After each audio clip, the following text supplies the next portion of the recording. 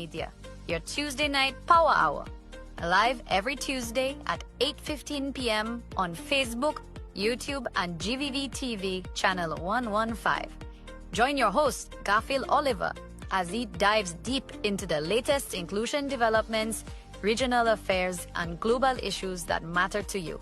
From politics to the economy, community stories to international headlines, we cover it all with real talk and real insights. Stay informed, get the facts, be part of the conversation. Don't miss out. Set your reminders, share with your friends, and tune in. Caribbean American News Media, the news you report.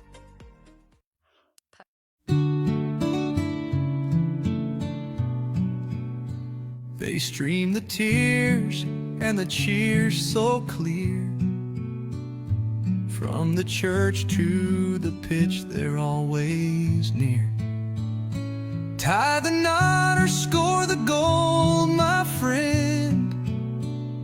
GVD TV's got you till the end. They stream the highs, they stream the lows, from wedding vows to final shows, through life's twists and the path it bends. GVD's there, it never ends.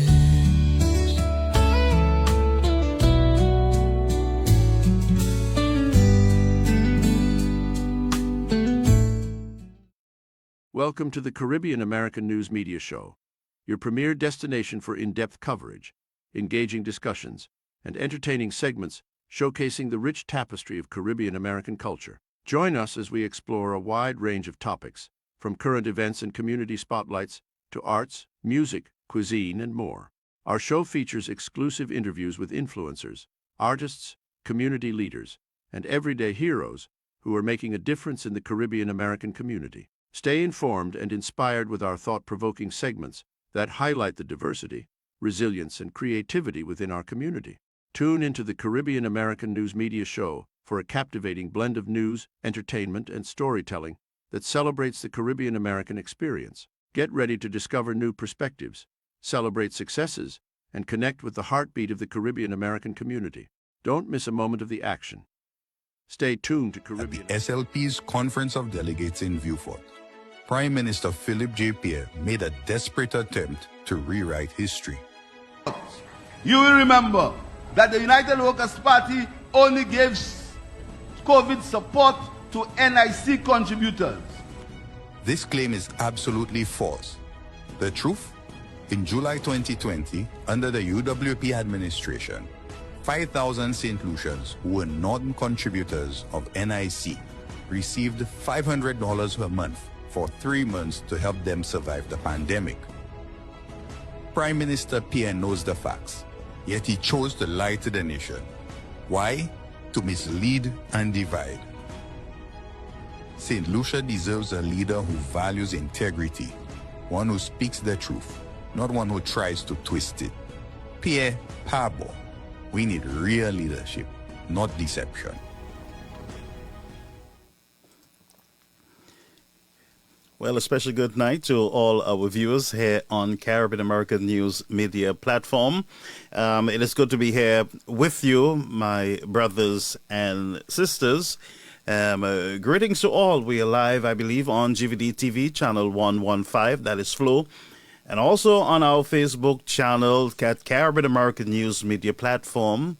We are also firing over there on our YouTube channel with our growing audience over there. Greetings to all those of you who are viewing from around the world, those in the Eastern Caribbean, the rest of the world.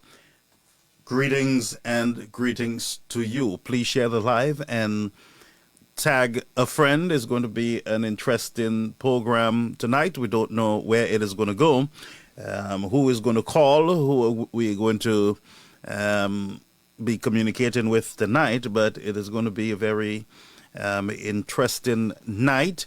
And so I invite you to share the live and tag a friend, folks, to share the live and tag a friend. Good to have you all on the platform. To my brother over there in Dennery South, Brother Soto, greetings to you, to our brothers and sisters in all the different communities around St. Lucia and around the Caribbean, around Guyana, Trinidad and Tobago, Grenada, Dominica, to all our Dominican friends, Akpase, welcome to this live stream. I am your humble host tonight. That is Garfield Oliver. I will be the one taking you through our in the news segment where we look at the latest developments in the news and we present it to you in our own language, in our own way, folks. So we break everything down. Okay, so it's not as yet. All right, so very soon GVD will be up. Just bear with us. The signal was already sent out, so it should be hitting the server in the next few seconds. Yes, my friends, so there's a whole lot of work to do on the platform tonight. We want to hear from you, the people. Many times we're here alone and you guys, you don't really call like you should, and we look forward to engagement tonight from not only the United Workers' Party folks, but also from the SLP people. We need to hear from you. What say you at this point? We want to hear your voice. You have been very vocal for the past few years, I would say, concerning some of the developments that we've been highlighting here on the platform, and many other platforms have been highlighting some of these issues that are happening in your country, or in the region rather. And here we are today. And it's very painful for me to say I told you so, or we told you so. But we're going to go back a little, and then we're going to come forward with these latest developments in the United States from the State Department. Yes, we do have some breaking news developments over there from the State Department, and I must inform you that I have signed up for correspondence from the State Department, from their press briefing, so I do get stuff in my inbox from the State Department of the United States. I try to push my nose into every hole that I can get into in order to get information and to be informed. Most of the times when we say certain things, people mock and they criticize and they curse our mother and our parents and threaten to kill us. But the reality is, friends, we are living in a very real world, a serious world, where there are a lot of things that are happening and we need to pay attention to them, or you, the people, will be caught off guard. You know, you, the people, will be caught off guard, and that's not what you want. I can guarantee you that. What is about to go down in our world will impact us for a very long time. But before we go over there to that whole visa restriction by the United States government, we're going to look at something that I'm concerned about. And let me just rant a little, folks, about policing in the Caribbean. We have a lot of good police officers in most of the countries, whether it's Grenada, Guyana, Dominica, Barbados. A lot of good officers. But the reality is there are a whole lot of bad, indisciplined police officers that exist in our nations. And I would say, folks, that we should not be afraid to call out law enforcement when they become themselves criminals. We should in no way remain silent when we see human abuse when we see the abuse and the misuse of power. And I understand being in a uniform, having a gun, people watching you, you have a police vehicle, you get all excited. And you want to pretend that you are TJ Hooker, or you're one of those great Miami Vice cop, and you want to show off, especially if you see some young girls around the place. You try to show off yourself on the normal citizens. And while I'm saying this, friends, there are indiscipline in our society. People do not listen to law enforcement. People don't like laws. They don't like authority. And we have politicians, of course, preaching this type of rhetoric. We saw it during COVID, where the wardens, an attack was launched on the wardens by the SLP. And they were labeled as doing bad things in the society, and they were abusing people, and they were running in churches. That's what the Prime Minister and his gang said. But I would want you to listen at some point to one of the gang members and their approach, now that they're in government, with the abuse of power that we saw from police officers. Now, I must disclose that I have a brother who is a member of the Royal St. Lucia Police Force, of course. I love my brother, and I believe that he's a good cop, and I will continue to advise him to remain good, to practice good policing, community policing, respecting the citizens. And even though they might break the law, they might be doing something that might not be the right thing to do, their first approach is not to manhandle people. You try to de-escalate. You try to speak people out of things. Your number one agenda is not to just arrest people. And that's why the system is overburdened, because you guys believe that your job is only to arrest people. There are times somebody will violate the law, and all you need to do is to have a conversation with them. A warning, don't do that. Don't do that. It's not the right thing to do. And, you guide people. You educate people as to the laws that they're breaking. And some people don't know that they're breaking laws. They're ignorant to the law. And even though you will say, well, not knowing the law don't mean anything. Yes, it means a lot. If somebody don't know, they really don't know. And I don't know who came up with the idea that, ignorance of the law is no excuse to break the law. Well, how do I know that I'm breaking a law? And I don't know who brought up that talking point, but that talking point sounds crooked and stupid to me. So therefore, education comes in when you see somebody as a police officer violating a law. Then your approach would be to educate them. If it is not life and death, damage to property, you educate. You give them the section of the law. You say to them, look, Section 1, Paragraph A of the law says that you should not do this, and therefore I am giving you a warning today. Don't do it again. It's a violation of the laws of St. Lucia. That's what you do. You inform, you educate. And so your first attempt would not be to manhandle. You're not in the bush, and you're not living in the year 1952 in the Wild Wild West. This is a civilized society.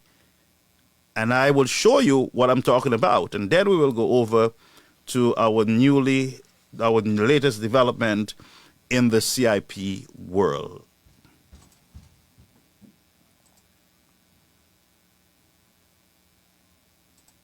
Is inhumane. What really is going on? Have we gone mad in this world to be treating a disabled person like this? This is beyond madness. This is beyond madness.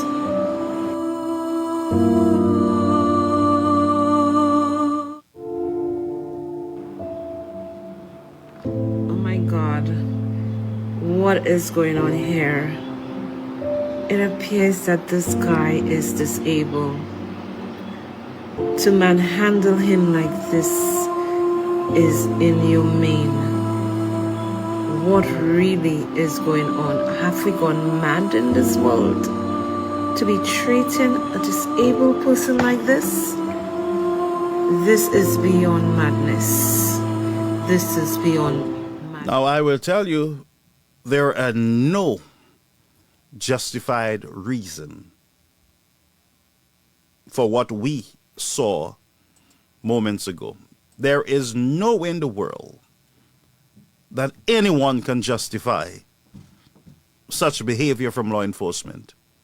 First of all, the guy's not resisting. He might have done something, but very clear in the photograph, the guy's not a threat to these two police officers, of course. Not a threat at all. In my case, I try to let him walk on its own, get to the vehicle. If he got to be arrested, he's under arrest. Put the handcuffs on and you walk him to the vehicle. But for a guy who is not resisting, a guy who fell, he can hardly walk, fell on the ground, you pick him up by his crutch. You don't care if you grab his balls and you inflict pain or you cause long-term damage to this man's private part. You grab him by the crutch. You threw him in the vehicle. That was not enough.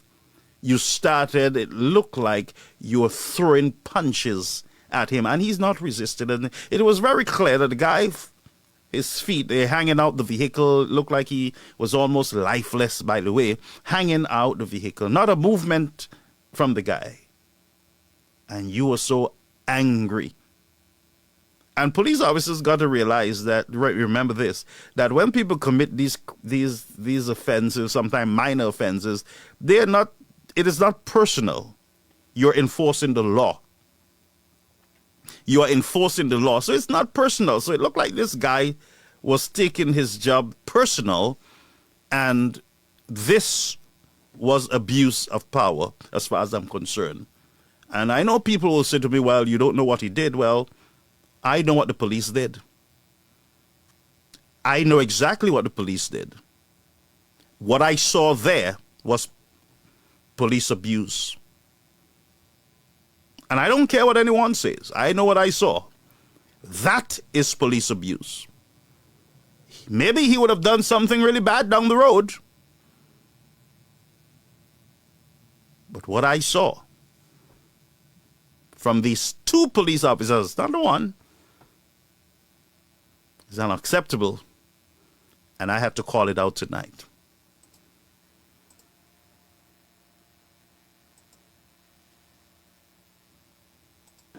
First and foremost, is a human being, and we've always encouraged our police officers to act in a way that is professional, especially you operating in the public eye and you're dealing with individuals. We encourage them to act professional. I am not sure, as you would have said, I have not been fully briefed on the matter as to what are the circumstances surrounding. However, regardless of the circumstances, a police officer has a responsibility to conduct himself in a way that is professional. And when he or she doesn't, then there are ways and means that we deal with the situations. There is a disciplinary committee. The commissioner is in charge, and I spoke to commissioner this morning before coming here. He too has not been fully briefed, but he has been made aware of the situation. He has not been fully briefed, and I don't want to preempt what is going to happen next. What I can tell you is what I saw was unacceptable. Well, what I saw was unacceptable. And let's see what happens there. Folks, share the live tag a friend. We are live on the air. We're going to get in. So let's get into the meat of the matter. Now, most of you would have heard the opposition leader, Mr. Alan Chastney. You would have heard Mr. Martinez, Mr. Reedrock, myself. You would have heard Lisa on DBS, Timothy Polio. You would have heard a number of individuals sounding the alarm concerning our CIP program. And I know a lot of you don't care about CIP. You say, well, we're hungry, we don't care about CIP. Well, just hold your horse. And I'll tell you why you should be concerned about the CIP program. I'll take you through this slowly. Because some of you deliberately, and I got to put pressure on some of you, because some of you, and I'm not saying you're not smart. I think some of you are selfish and you're full of yourself. You are so much full of yourself that you are willing to destroy yourself for yourself. Well, I don't know how that makes sense, but that might not be too smart, of course. So we have been speaking a lot about the CIP program. I told you I got on board when I read the letter from Martinez, invited the government of St. Lucia over to Washington to look at the documents and everything else. Claude Emmanuel went up and he set some stuff up there. And then the government went on a campaign. They paid monies, I believe, to go on a cleanup campaign. Yeah, they're the best strategists. Yeah, we mop the floor with them. Who does Martinez think he is, Mr. Martinez? Yeah, he went to jail. He's a fraudster. Chastney don't like St. Lucia. He's not one of us. And he wants to destroy St. Lucia. Poor Mr. Chastney. And so they went on a very long campaign, and I got some people coming into my inbox saying to me, I'm a criminal. I try to destroy St. Lucia. Don't come to the country. The government should stop me from coming in.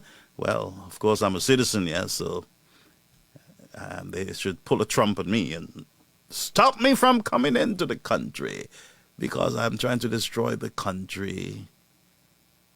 And even individuals, I heard, individuals who don't even understand the discussion, the whole CIP disaster. The CIP disaster. Many of them did not understand the thing, and so they put in their mouth talking and just making a mockery, a pappy show of themselves. But the evidence was always there that something was wrong with the CIP program. Something was wrong. I remember I posted a note of a gentleman who got arrested. He is an agent. And I believe he is still an agent registered on the CIP. That in itself will explode at some point too. And I remember somebody called me, one of the famous guy there on the media called me and he said, boy, the man will sue you. You know, the man is not arrested, Gassa. The man just put out a video. He's not arrested. He's in a flower garden. He's not arrested. But I didn't tell that person I had the information sitting with me. I didn't say that. I said, okay, tell him to call me. I didn't receive any call, by the way. And he said, no, the man is not arrested, the man was on bond. Arrested and released. And then we saw either Grenada or one of those countries cutting ties with him and outlined a number of issues with their company, while St. Lucia still has him listed on their CIP program. And so I was threatened, and oh, everything. But what I did, I kept referring to my sources, saying to them, look, I need some more stuff. I need some more evidence. I need blah, blah, blah, blah, blah. I'm being pressured down here. I'm being pressured down here. Oh, send the cavalry. And as I look at the information, friends,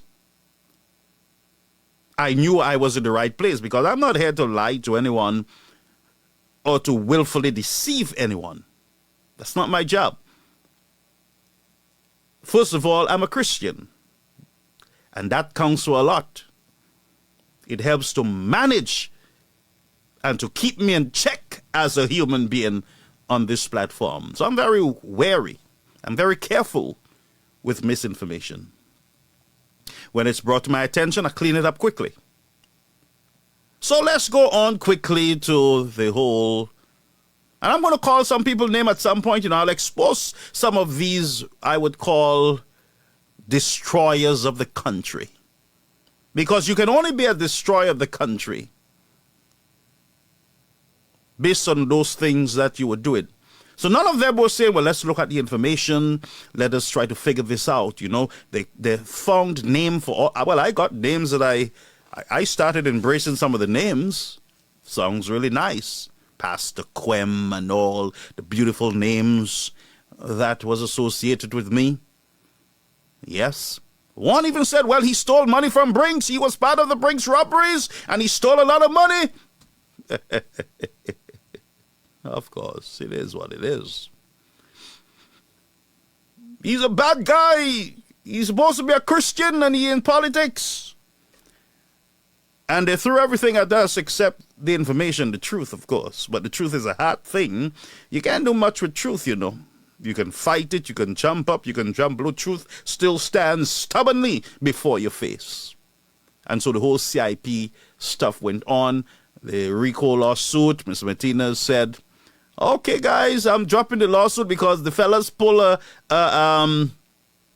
technicality thing on me, and it's going to cost me a lot of money. And so Mr. Martinez pulled that RICO. They jump, oh, yes, we were right. We won. They never went to court. They didn't win anything. The country was still threatened with a CIP storm. The country was still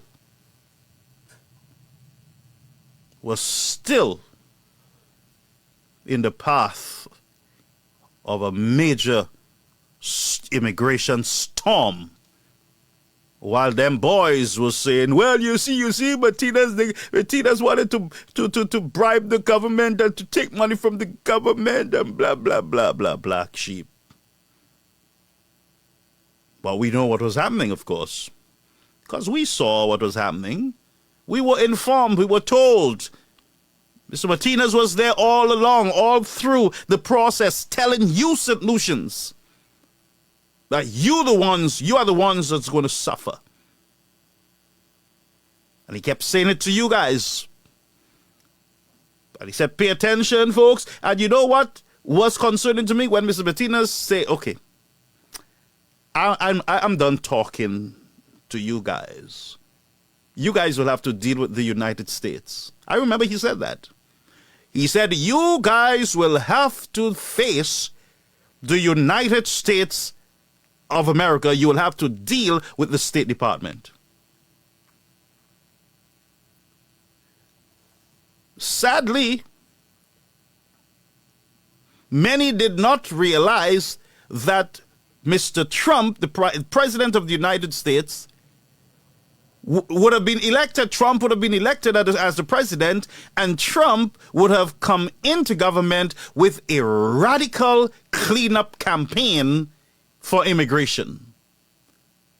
No one in the region, none of the prime ministers, no advisor saw what was going to happen with the entrance of Mr. Trump. And Mr. Martinez saying, I have handed over all the evidence to the United States officials. They laughed at him. They laughed at him. And I remember there was a leaked memo from Reuters or the New York Post, or one of them, saying, well, there is a potential travel ban. There is a list. And the Labour Party folks came out and said, oh, no, that's propaganda. That's Shastney lie. And Martinez, there is no list. The State Department said there was no list. But I kept saying, don't listen to the State Department. The State Department at the time would not have confirmed a leaked document.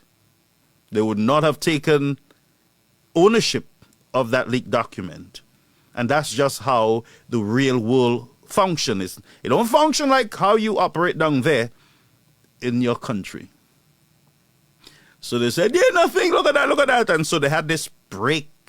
And they said, you see, nothing happened. And these people, you say, and you heard all the carrying on. Brethren, here we go again. Here we go again. Here we go again, where all hell broke loose again, where the United States, and it is my opinion that the memo was not accidentally put out there, it was intentionally put out there. And so, State Department went quiet, but yet working. And the second set of leaks came out again, but this time something that did not happen the first time happened the second time. The State Department could not have denied ownership of this process. They could not. Could not. And so with all the mounting pressure, and by the way, with this second set of leaks, Caribbean countries took their time, they called each other, and they said, just say you all didn't receive anything. So all of them started repeating, saying, Kit's Prime Minister, well, we did not receive anything official. St. Lucia, they did the very same thing, very same response that they did the first time. It looked like a coordinated response from these countries. All of them said the very same thing. We have not received any official communication about the memo. So in other words, they're saying to you, well, that's just a leak. We don't know that might not be true, and hoping that the State Department would come out with their diplomatic self and say, yeah, we don't believe that. We're not doing that. We have no list, but something shocking happened today. And I'm going to show you directly from, bear with me, I'm going to take you directly. Let me just get the right time card on the report. Something happened today. About 5 hours ago, there was a briefing. It was on CNN. It was carried on a lot of the major network. And a reporter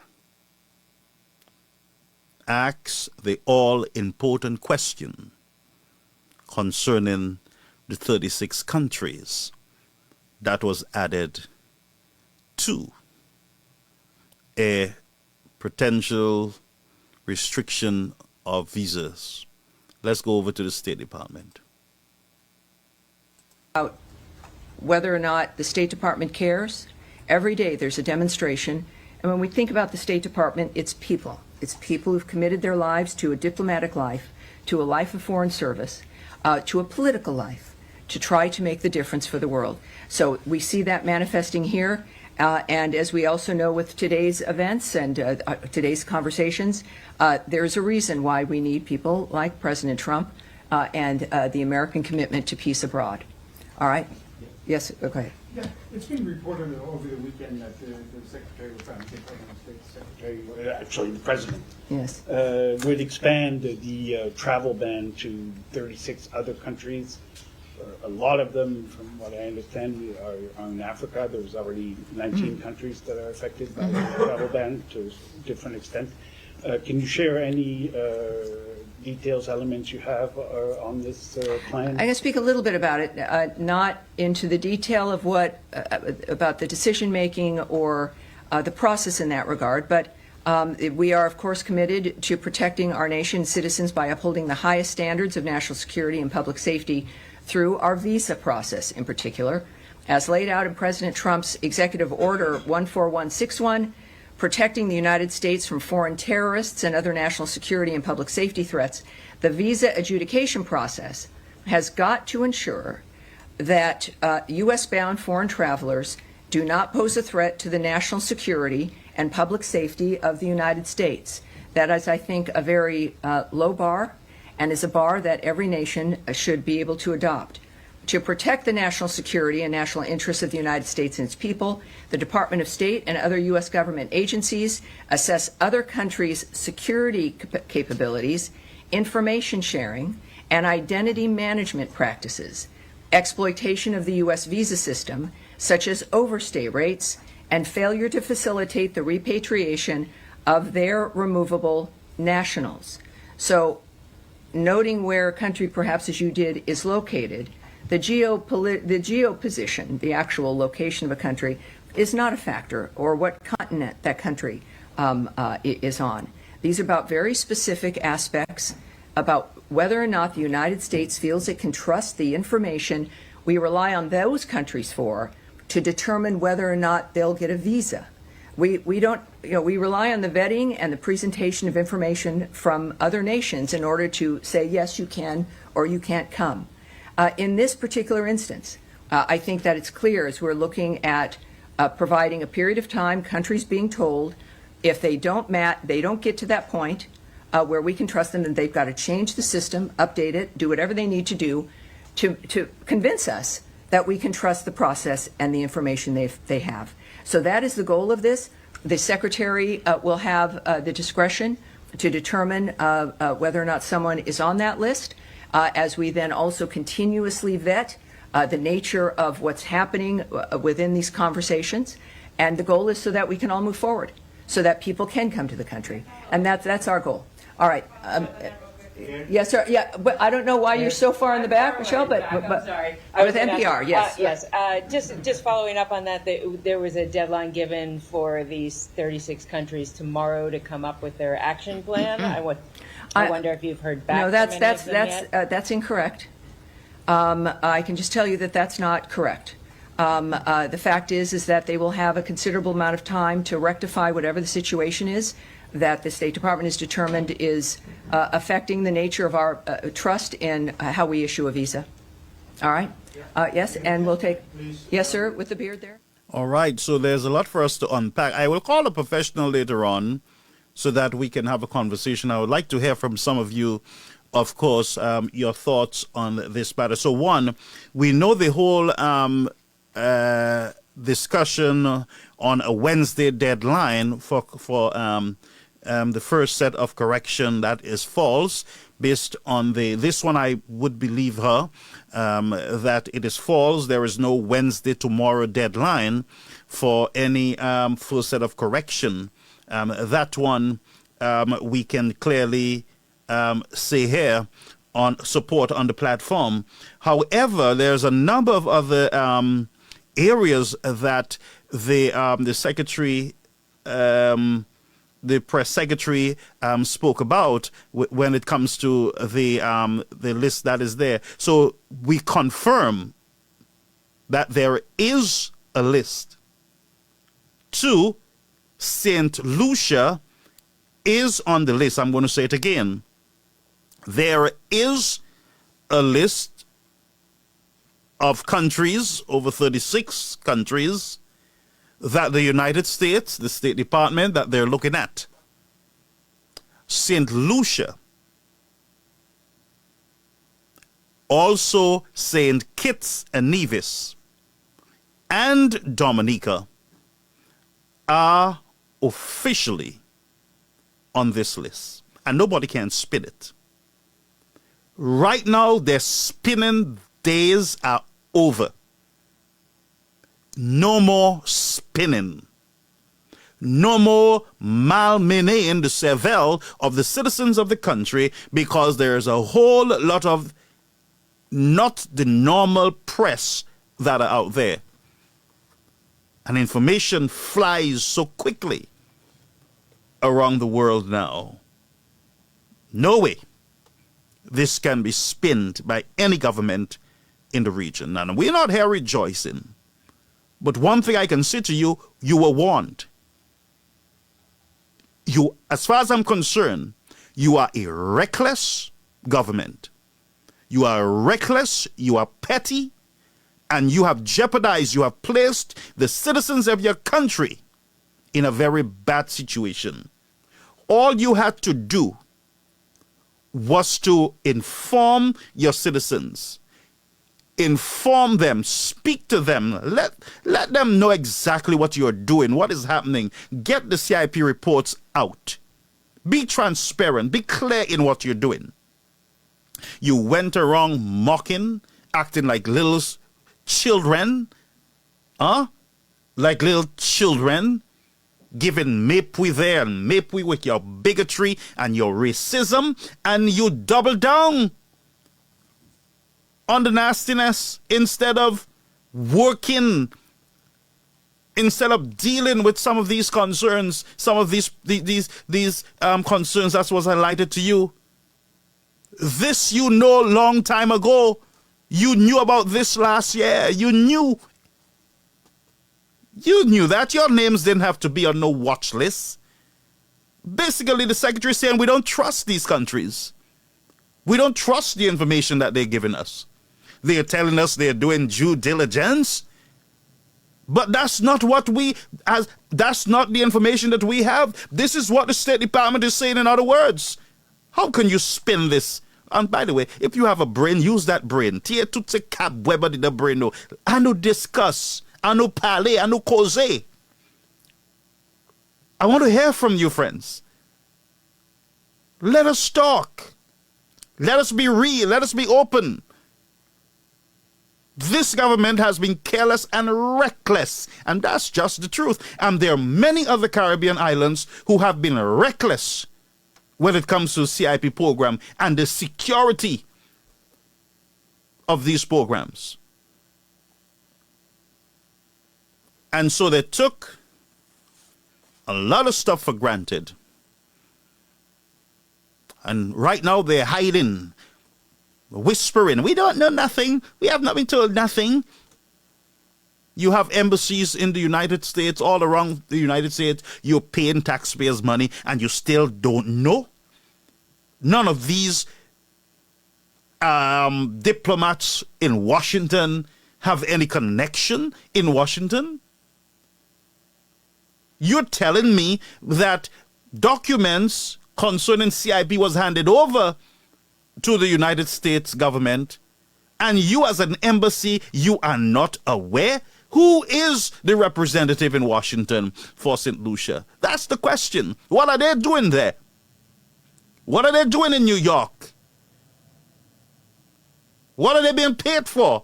That a government have no information and cannot say to people of St. Lucia that our officials on the ground in Washington have received, or they are investigating, they are speaking to people, and here is the information. They can't do that. They cannot do that. So here is some of the concerns. Overstay. Individuals who get visas, they go to the United States and they overstay. The United States government know exactly who you are. They have a list. They have a whole list with your names on it. If you have overstayed, now I'm not putting pressure on you, folks. I don't think you're a criminal. I don't think that you're a bad person, right? That's just me. But what I'm saying is that Your names, the reality is your names are on a list. It has always been so. What is happening now is that the United States State Department, they are pulling forward the list and they are looking at the countries that have the most overstay, and that is not Barbados. It is not Barbados, and that's just the truth. And so they're saying, well, you have a lot of people coming here to our country overstaying. Some of them provide wrong information, false information, in order to get their visas. We have a lot of information on some crooked letters and all sorts of stuff that you guys do in your country. And I have a big bombshell to drop, on some of you government ministers. Yeah? Because you guys submitted to the United States Embassy that Mr. Buddy, Richard Frederick, visa should be removed because of a whole set of sins that you told the U.S. Embassy. So don't come and act like your hands are clean and Chastney's the one who joined with criminals. You guys, if what you're saying now that Mr. Frederick is clean and you all were wrong, if that's what you're saying now, then you guys are responsible too. You're responsible too, because if you went and you lied on Mr. Frederick to the United States Embassy, you lied on the man, you made up stories on him, then you have a problem too. And because you don't come out and clean it up, put out a statement to the people, say we were wrong, we thought this was it, Mr. Frederick never did this, or he was not involved in anything, and so you close that case. But you never close nothing, of course. You never close nothing. And so we are here. Now, social media platforms. I would say to you, if you are not legally documented in the United States, stop insulting people on social media. If you have a social media platform and you have been doing a whole set of nastiness on those social media platforms and you are not straight, you got to watch your back. Because what they're doing now, even journalists who have criticized the United States, they are coming at you. They're coming at you. They're coming at you. And all you guys had a whole 4 years of racism and bigotry. The white man, and we don't want this, and went on and on and on. Let's take a call. Let's take a call. Let's take a call, folks. Let's make an international call. Let me just disable something here. And we're going to make an international call. Let's make this call. Share the live and tag a friend. Yes, sir, Mr. Martinez. Oliver here, Caribbean American News Media Platform. You're live on the air. Hi, how are you? I am very concerned, and you're live on the air. Not bad, thank you. How are you? I'm okay. I'm hearing you with a little echo. Okay, I'm going to remove the echo. Can you hear it now? Yeah, now I can. It's much better. Good. All right, Mr. Martinez, I don't know where to start with this. I am sure you saw the press conference from the State Department. Yeah, well, I knew before. Oh boy. Okay. So what is the word is happening? I know you have been warning us. You have been sounding the alarm. And then the last thing I heard you said is, look, you guys win. Oh, go ahead, rejoice, celebrate. I am going to deal with the State Department. I don't want to talk to you guys anymore. Your opportunity for talking, or the window of opportunity for discussing is done. Deal with the United States government. You said that. Yes, I did. And here we are. Well, listen, I I don't know where to start, except I think that, first of all, can you hear me well? Yes, very clear. Okay.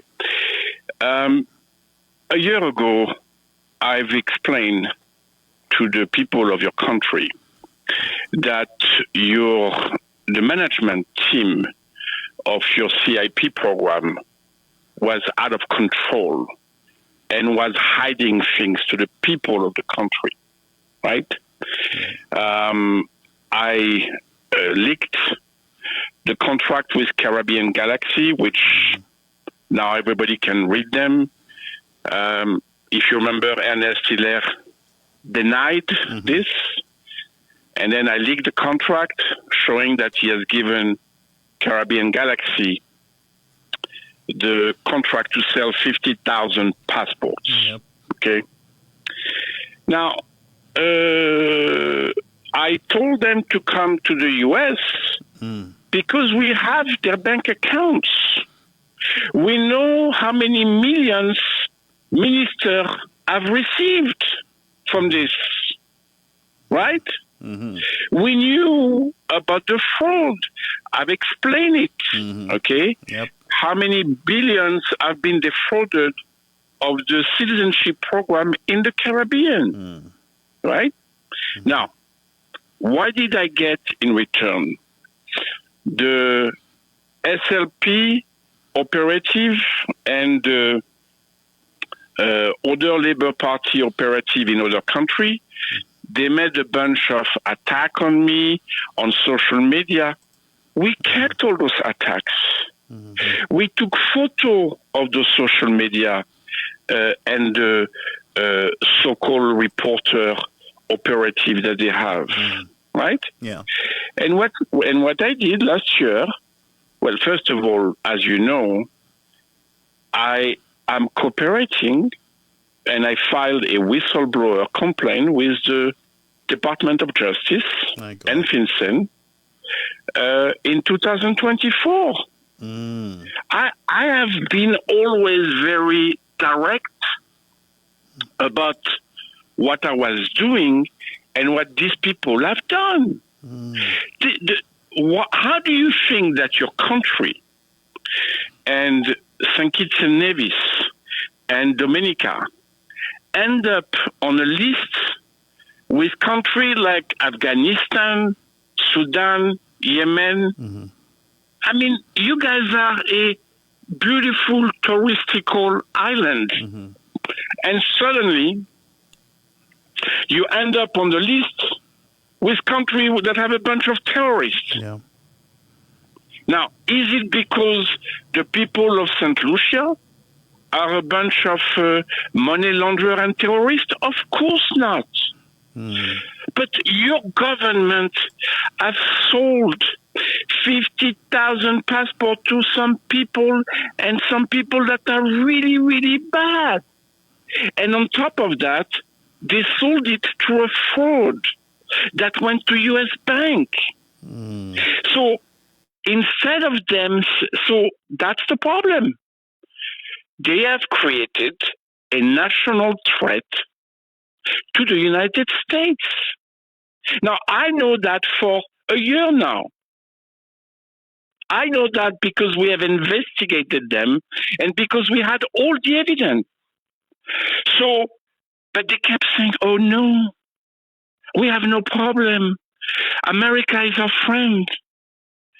We have never heard America complain about our passport, about our visa. Well, instead of saying that they can fix the problem, perhaps Mr. Hilaire and Mr. McLeod can come to Washington.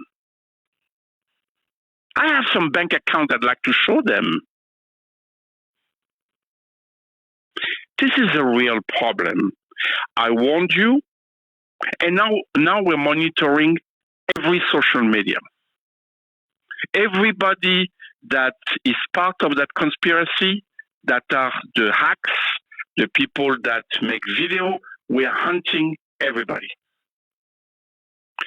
Because they sold passport. Can you hear me? Yes, I'm hearing you loud and clear. Loud and clear. Yeah. They sold passports to a lot of other people. And Pastor Garfield, this is just the beginning. One day, you're going to wake up. As I told you a year ago, what will happen? But they don't care. They cared about the money that they made for themselves. Yeah. They care about the millions that they have offshore. Right? We know where the money is. That's why they don't want to come. Right? So one day you're gonna wake up and you're gonna have another CNN wave of international news, and they're gonna be worse and worse and worse. So it's very unfortunate that the local people of St. Lucia, the good people, could end up paying the price of not being able to travel to the United States because of those bandits.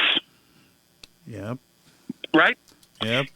And they can come to Washington, and we can sit down and we can show them their bank accounts and all the evidence of the fraud and all the security breach that they've done in the due diligence. They talk about due diligence. If they had any idea of what we have found, I've said it all along, they will have to run. When everything explodes, they will have to run. So I'm sorry, okay, but those are really bad people. So, Mr. Betty, there's one thing I saw in the report from the State Department. They're basically saying that they do not trust information coming out from these countries that are on the list. Correct. Would you trust the information when you have the evidence on your desk of security breach in the due diligence to issue the passport, and you have the evidence of corruption? Would you trust? Nope, I wouldn't. Okay? I wouldn't. So let the acts right, make them video that they do. They try to make me look like a monster. Yeah. Because they know that I know everything. Time is on my side. Right. And I've said it always. Right. RICO civil case is over. Now my goal is to send them all to jail because of what they've done. So you said you're cooperating, you're a whistleblower, and you're cooperating with the United States government? For more than a year and a half. So you... But I've always said it. I've always said it. But they didn't believe me. What do you want me to say? Mr. Chastanet knows. You know, he came to D.C. He said it publicly. He met the authority. He knows. Yeah. So it's and now your country is listed with countries like Yemen and Sudan, and that's unfortunate. Where all the terrorists are coming. Yeah, that's unfortunate. St. Lucia, can you imagine that? Yeah. St. Lucia is listed, and St. Kitts is listed with countries like Yemen and Sudan. Yep. And Afghanistan. This is just ridiculous. And now it's not me saying that. It's the State Department on CNN. But I warned you a year ago. You did. I warned you all. And you didn't listen to me. Well, they did not listen. Yeah. I mean, the United States government, they're proving you right with all the information you were given to St. Lucia. Matter of fact, you invited those guys to come and see. You were not hostile. You were very friendly. You sent them a friendly letter. saying, "Come over. I have some stuff you want to see. You should want to see." Because we want to. Because we wanted them to come and say, look, here are the fraudulent contracts that you signed. Mm-hmm. Here are the security breach in the due diligence. And here is the money that you received as a bribe. Mm-hmm. Okay? Mm-hmm. So do you want to stop now or do you want to continue? No, but the reason they didn't come is because they're afraid. Mm-hmm. They're afraid. Mm-hmm. And now, it's all over CNN. And this is just the beginning. This is just the beginning. I mean, this is just the wrong way to make world news. Your name is on a list of countries that a major world power don't trust. But let me ask you a question. What do you think happened? First of all, if, let's say you lose the visa to come in the United States, mm-hmm. and suddenly you're labeled as a country like Sudan and Yemen, do you think American tourists are going to want to come to St. Lucia? Boy, that's another problem there. Sadly, the locals are the ones who suffer, not these ministers, because they have already enriched themselves. They're multimillionaire, so it doesn't matter to them. Okay, but if they want to, fix the problem, they're going to have to take some really, really, really hard decision. But you said I don't want to hear that these people attacking President Trump. President Trump is protecting his country, because he doesn't want the to let in the country all the people that you guys sold passport. So, but perhaps after all, it's because the Labour Party wants to make an alliance with Venezuela and China. Mr. Martinez was live on the air. Our system, our YouTube channel is still...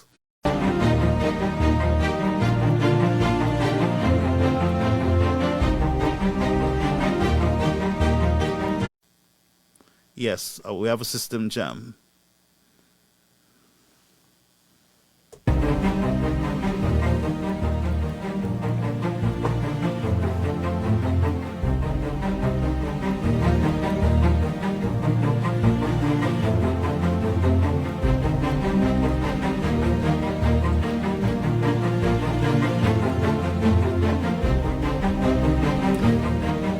So our capacity on YouTube is at, yes, we have good signal over there on our YouTube channel, but we have a major blockage. We have like 3 metrics of broken links, folks.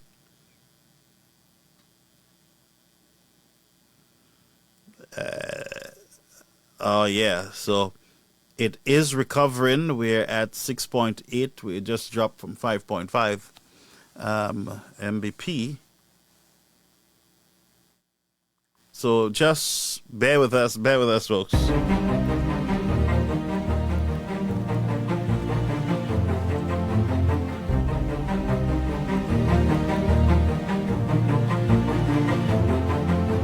So I have no signal. But we're going to continue the show. I have absolutely nothing in front of me right now, but I know that we're on. We are on our YouTube monitor, and it looks like we're on to the Facebook monitor. But my main machine here, there is absolutely nothing going on it. I've never seen this before. I have lost total control of my main system. So we're still going to have, let's take your calls. We're going to open the lines. That's all we can do. You can hear me good. So stay put, folks. This is what happened when we deal with these issues. Okay, so GVD is on. Thank you so much for being here with us. on the on our GVD channel 115, and our YouTube channel is over 300 viewers. But the Facebook is recovering. Let me figure something out. But we're going to open the lines. We'll take your calls. Okay, caller, you on the Air Caribbean American News Media platform. What's on your mind? How you doing, Brother Garfield? We have a major crash here in the studio. I've never seen this before, but go ahead. Well, Brother Garfield, the truth will always set us free, Brother Garfield. Yeah. No matter what they try or what they do, thank you for enlightening us with Mr. Martinez. It has been a long journey, and it has been a very sad one to see the state that where our country is, and he did very right. When your country is labeled like countries like Sudan and Afghanistan, those countries are war-torn countries. And you know, today I made a point in another show, Brother Garfield, and I said, in this report that came out from the U.S. State Department, stating that some of the points, one of the major points that caught my attention away from the CIP situation was anti-America things that it related to anti-American postures or wording, and like you said, the racism thing and whatnot. And particularly Philip J. Pierre going and shake hands and hug Maduro in Venezuela. Yeah. And wow. And and watch and listen to this, Brother Garfield. In America, what was the crisis Trump rally on most of his people? Not the Venezuelan gangs, not the guys they let out of the Venezuelan gangs. So if we have a CIP unit and you know, they are rich Venezuelans and in the upper echelon of Maduro's government. We do not know what deals those guys signed with Maduro for asphalt and whatnot. Probably the Americans decided, well, if we're taking out Venezuelans through Mexico and they're coming in now through the Caribbean, let us block Mexico and the Caribbean.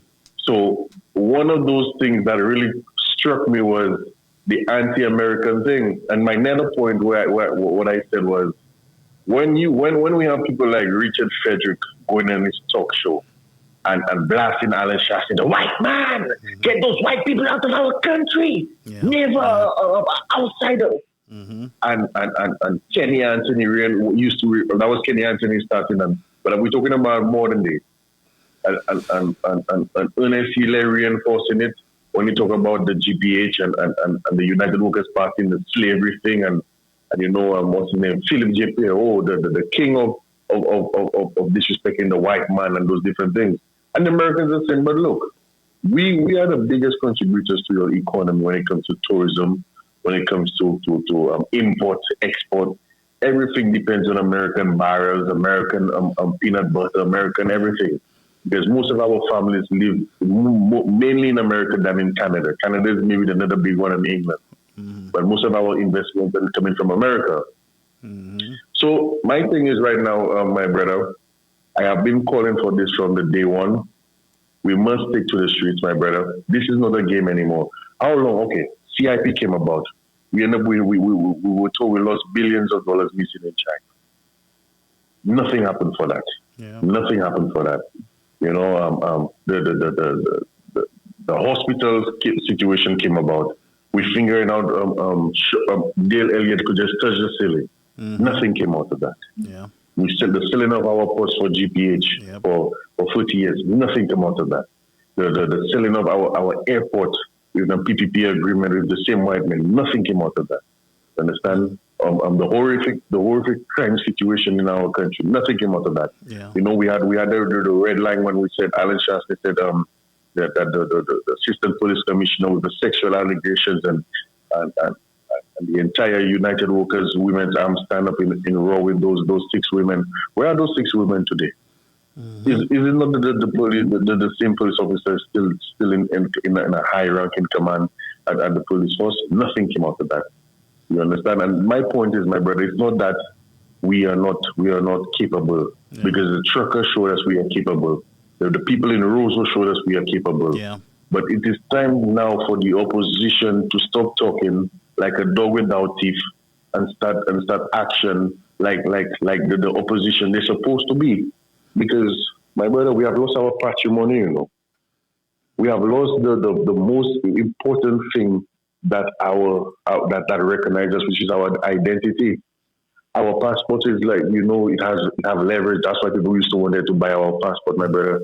We have lost our identity. We are now listed as a terrorist, maybe sponsored island because we're listed with Sudan, and we are anti-America, and we are the worst of the bunch of the hundreds of countries that is in the world, you know, my brother. Yeah. People are not understanding the ramifications of that. We have already lost bananas to England. We have already got threatened by the European Union for that same visa thing. You understand? We are losing our Cuban access to our doctors. We don't even have doctors. You understand? What else are we missing to lose for the United Workers' Party to stand up and stand with the people and let us march until we get freedom and a new beginning for our country? We're going to wait for next. We can wait for next year, no problem. But in 24 hours, watch what is happening in Israel and Iran right now. Oil prices are going up. Philip has put himself in a blunder because for 4 years he has artificially kept prices of gas at $16.50 when the prices are low. Now we have war breaking out all over the world. China ready to invade Taiwan. Yeah. Iran and Israel are trading. The oil prices are going through the roof. We have shortages already of sugar and all those different things. It is a catastrophe, my brother. Yeah. We have lost it. So the single most important thing of our life is our identity. And now terrorists and everybody else, that's what Martinez told us. Our country is a dog shit and will turn like Haiti. Imagine the tourism stuff coming to St. Lucia. We're already losing hundreds of different airlines. Every day we're in an airline, we're losing an airline. Wow. All this is a prepper. Yes, if you look on the news right now. Yes. The amount of airlines we have lost. All this is a preparation for the major visa ban. If we lose our tourism, we lose everything. I told those guys it is time for us to suspend this CIP thing, get rid of that, and let us go a new course. Leverage by investment. Have a blessed one, my brother. Thank you, brother. Thank you so much. All right, the numbers are on the air. The lines are open. 909-586-1821. Folks, we had a fatal cyber attack earlier. We just got back full control of the system. Just this week we upgraded the security feature to this system, but I don't know what's happening there. We'll have to get someone to look into it. But we had a cyber attack just moments ago on the Facebook feed, and so we are back at capacity here. I have full control now, and I am looking at the stacks from Facebook, and we did have an attack there. All right, so we do apologize, and that is what happened, friends, when people are afraid, and you know they don't want to come clean. You got to come clean with the information. You got to come clean. Caller, you on the air, Caribbean American News Media Platform. Good evening, Brother Garfield. Hey, how are you? My longtime friend who dropped me like hot cassava. Yeah, not at all. Not at all. Not at all. I've been actually acting in the background, listening to everybody and watching what's going on. Yeah, you know we had a cyber attack a moment ago, right? I saw that. Yes, I saw it. I said everything just went off, and I don't know who's attacking us and what they're trying, but they're not going to win. I lost all control. I had absolutely zero control over the main system. But go ahead. But Garfield, we shall win. We shall be victorious. We shall overcome. We shall overcome. That's correct. Yes, we shall. But Garfield, I laughed tonight. I laughed not because anything that's going on around me is funny, but I laughed because this is St. Lucia that the same Mr. Martinez came and spoke to through Lisa's program, through your program, through E.T.'s program, through various channels. and kept warning us and kept warning us and kept warning us. Yes, he did. We saw everything they did to Mr. Martinez. We St. Lucians sat there, Brother Garfield. And this young man who just spoke, Brother Garfield, before I continue, I'd like to get his number from you, please. Well, I'll have to get permission from him, of course. Yes, we've got to link the two of us, please, ASAP. Okay. Please. Okay, so I'll reach out to him. So, thank you. So, this is the same Mr. Martinez who told us this was coming to us. This is Alan Chastney and the UWP, well, the party, because I can't say the administration, the party, who came out and spoke to St. Lucia and said, listen, this is what is going to happen to St. Lucia if we don't take necessary action now. And that was then. Philip J. Pierce said he has no idea Alan was wicked and that Alan was against St. Lucians and didn't want St. Lucians to buy their stuff from Shein or the stuff from... Well, Gabriel, that's why I'm laughing, you know. We didn't want St. Lucians to order their stuff from Shein and didn't want this and this. Really, really, Philip J. Pierre.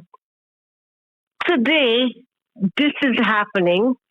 This was threatened a few months ago, but Garfield, I remember you mentioned it just a couple months ago. You mentioned it. Philip J. Pierce said there was no official notice from the U.S. government. He went to a meeting, Philip J. Pierce back saying there's no letter in writing again, Brother Garfield. Is that what Philip J. Pierce, is that all he can say? Is he ever going to take account?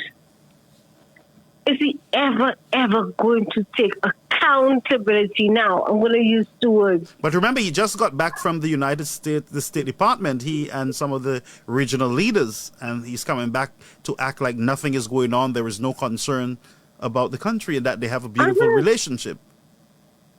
Oh, yes. But that is...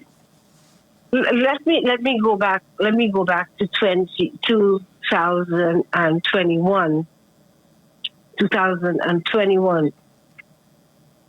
Accountability and transparency. Accountability and transparency. Transparency and accountability. Everywhere I turned in this last campaign that was in St. Lucia, all I kept hearing from Philip J. Pierre,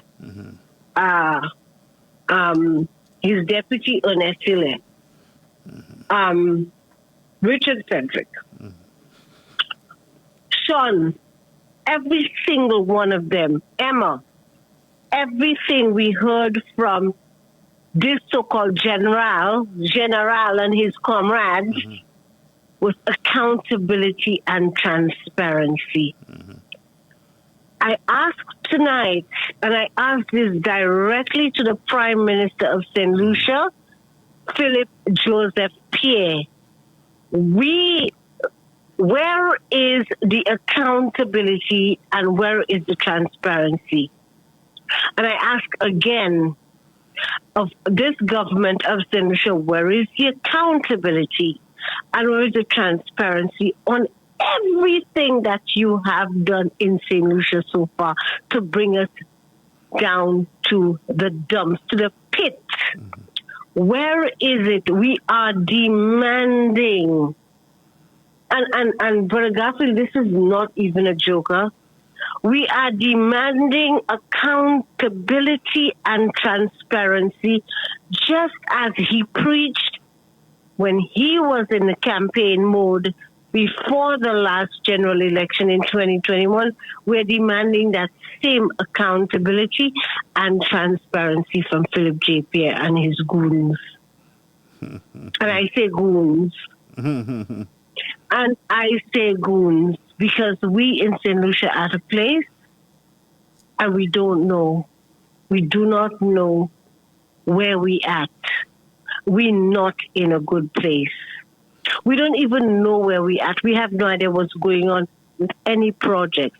We have no idea what's going on in St. Lucia, period.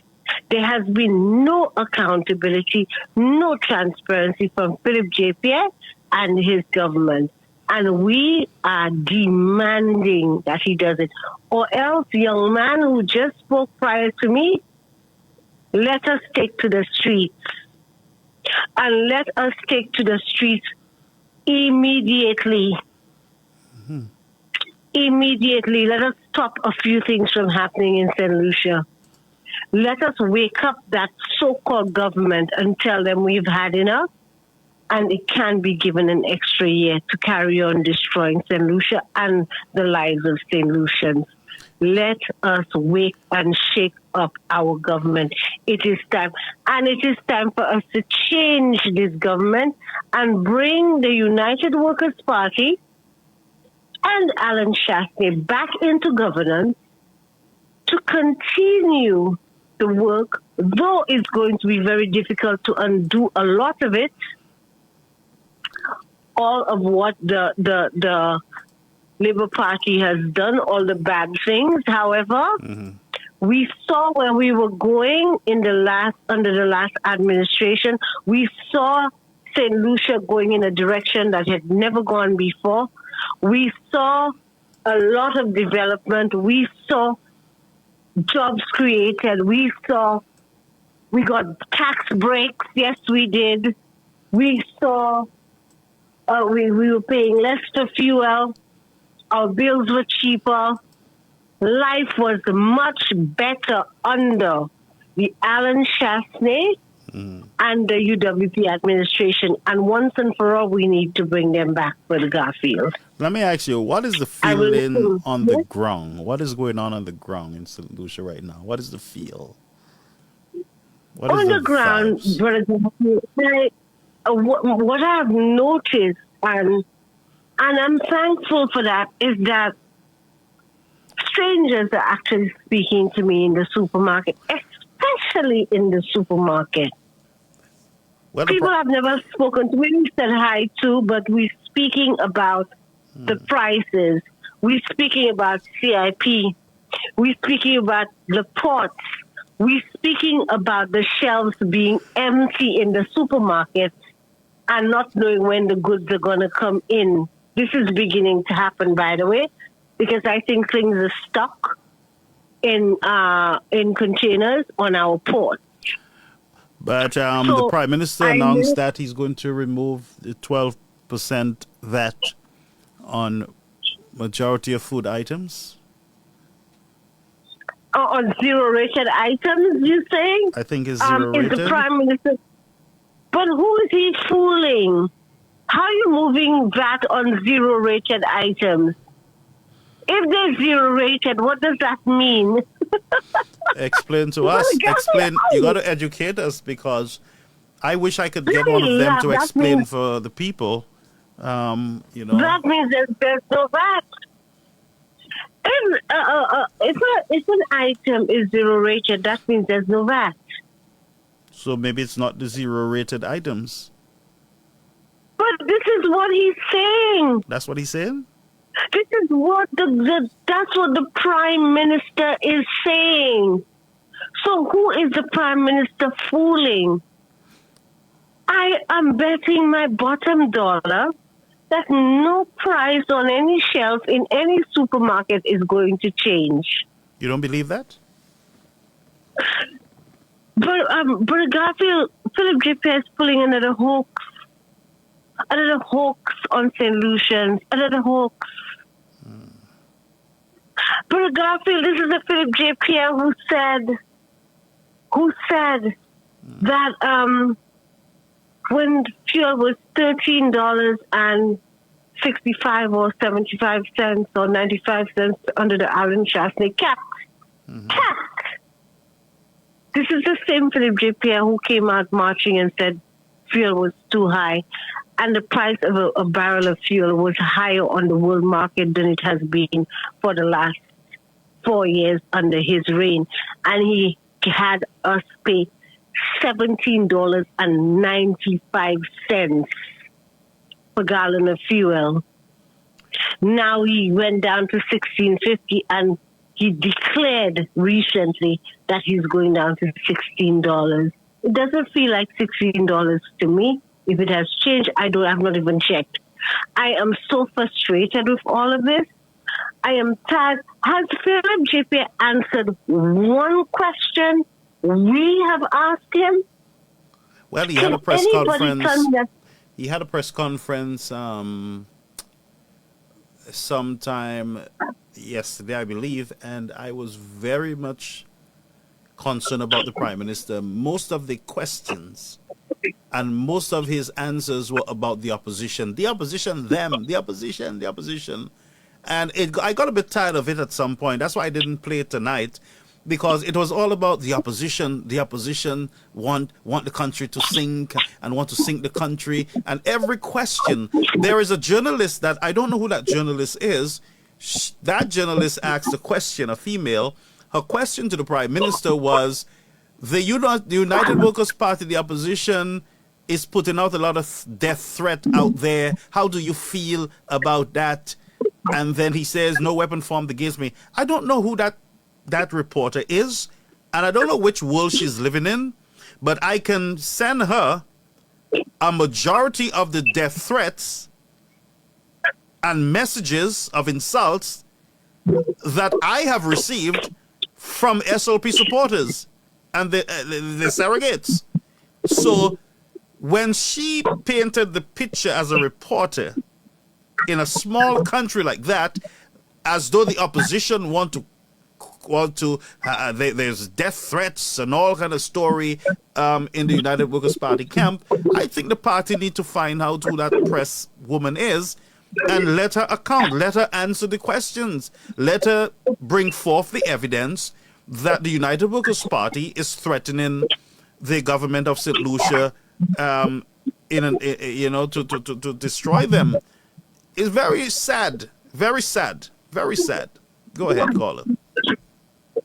Yeah, Brother Garfield. First, let me just deal with the reporter, whoever she is. The reporter, just like everyone else, may have been placed, just like Philip J. Pierre and the SLP government has placed their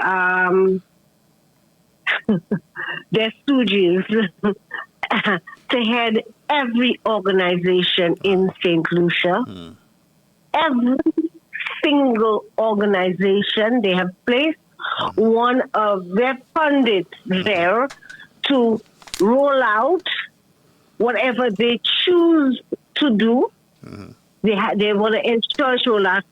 It's the same way that so-called reporter was placed there to ask a question that made absolutely no sense. And yet, the UWP should take her up on that.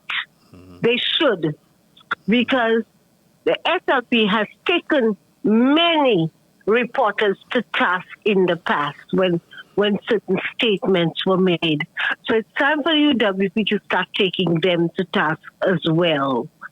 Because that's the kind of way that's the kind of language they understand. Now, from the time Philip J. Pierre came into office as the Prime Minister of St. Lucia, have we heard Philip J. Pierre answer one question sensibly or to make sense to anyone, for anyone to understand what he is saying? You want me to answer that, Brother Garfield? No, go ahead. No, that's please. Correct. No. No. So, if we expect from this same character, an individual called Philip J. Pierre, a response that makes any kind of sense, we are waiting in vain. Our expectations must be is now ruined, and we must know now that the man who is governing St. Lucia cannot answer and cannot account. Let me use the words again. He cannot account for, and he cannot be transparent for all the things that he has done to St. Lucia, all the things that he has implemented, all the things that he has implemented that has gone against the normal St. Lucia, all St. Lucian people, all the things he's implemented that has destroyed this country, that has brought it down.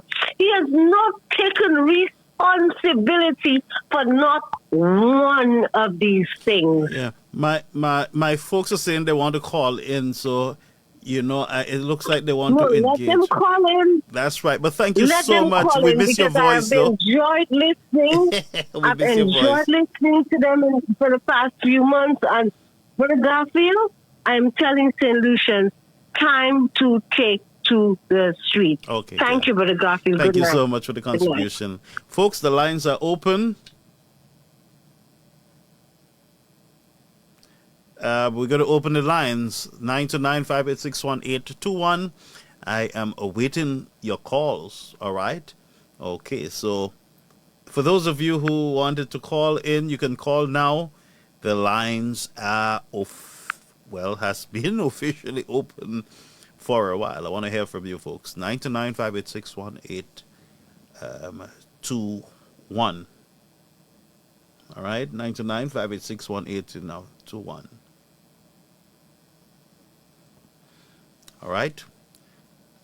So we're going to take our final break and we wait.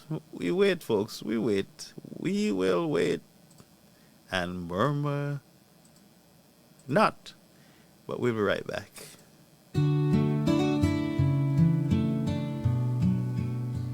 They stream the tears and the cheers so clear. From the church to the pitch, they're always near.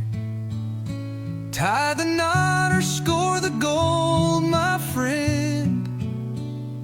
GVD TV's got you till the end. They stream the highs, they stream the lows, from wedding vows to final shows, through life's twists and the path it bends. GVD's there, it never ends.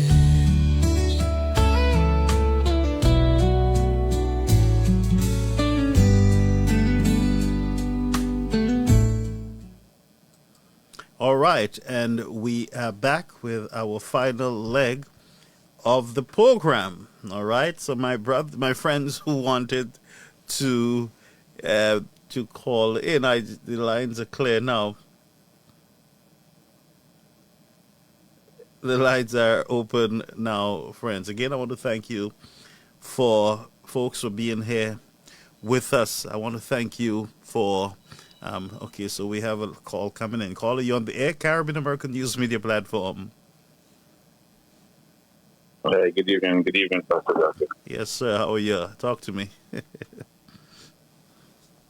Pastor Garfield, that whole thing with the Bananas Land fiasco. Mm-hmm. I think the media, the so-called media in St. Lucia is missing a trick. Mm. I'm beginning to wonder, why is it that no media house, either in print or broadcast, has found it fitting to pay Marjorie a visit at, what's the name again? Where she had the thing up there.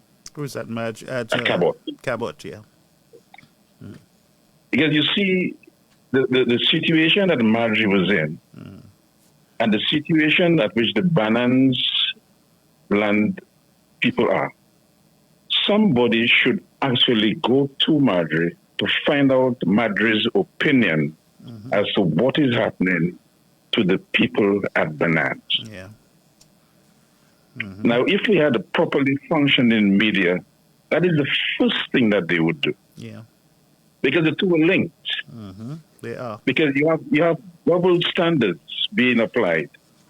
So it would be interesting, because the Labour Party is not standing up for the people of Bananas the way they stood for Marjorie. Yeah. So it would be interesting to see or to hear Marjorie's opinion on that whole situation. And I am hoping that somebody will do this. It is not too late. Go up there to Cabot, try and have an interview with Marjorie and see what Marjorie thinks about that whole situation. Yeah. That's my contribution, Pastor Garfield. Thank you so much. Thank you so much. Call you on the air, Caribbean. All right, so we just drop a call there. Yes, let's take this call that's coming in.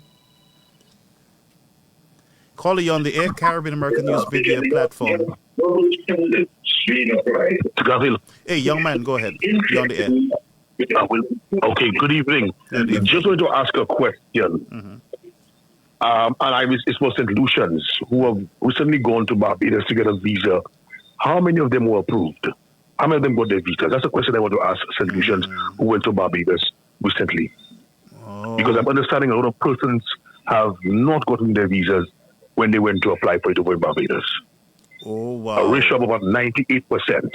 Wow. That's how many gathering. are going to call? That's a good question. I want to ask St. Lucians who have gone to the States in the last 6 months, to Barbados. How many of them have gotten their visa? Even to renew their visa or what have you? Do you still need to go to Barbados to renew the visa? Well, you do. You can either send it via post, but some persons still rather go themselves. Oh, okay, good. Okay. So, wow. So that's an That's the question I want to ask the Lucian. Yeah, we never thought of that question, though. And for those of you who have gone, please share your experience with us. In the last 6 months. The last 6 months, yeah. That's a good question. Thank you, sir. Good night. All right, boss. Thank you. Yeah, that is something I never thought of, that question. How many of you, the people of St. Lucia or St. Kitts and Nevis or Dominica who went to your embassy, U.S. embassy, to get a visa and you got it approved? I know that visa denials are not new. A lot of people get denied ever so often, but if we can hear from some who have traveled to the U.S. Embassy in the region,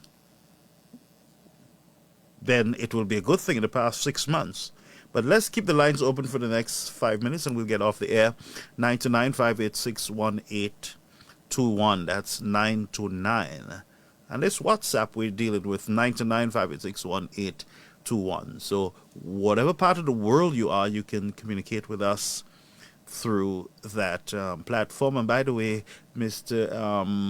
Our esteemed opposition leader went over to St. Vincent for the OECS gathering, and I saw one of the most popular journalists in the region, I would say, but in St. Vincent,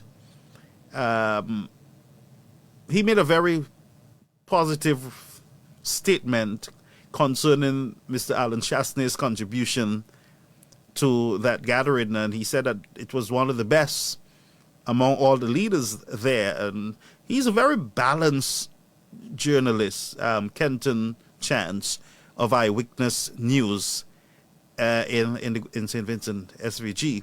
And I was amazed. He said, well, the other presenters were like more scripted and like programmed, but Mr. Chastney was able to deliver a well-received message as the opposition leader there, invited to the OECS gathering. I believe in that gathering, the Honorable Prime Minister of St. Lucia was handing over the leadership to Ralph Gonsalves, who took over from him. But very good remarks, good ratings from experienced journalist Kenton Chance of the Eyewitness News, and I would try to find that statement so I can put it up so you, the people, can read for yourself. Well, that's if if you like to read, but I encourage you to read, all right? So we have 2 more minutes, 929-586-1821, and we will end the show. But I want you to watch this space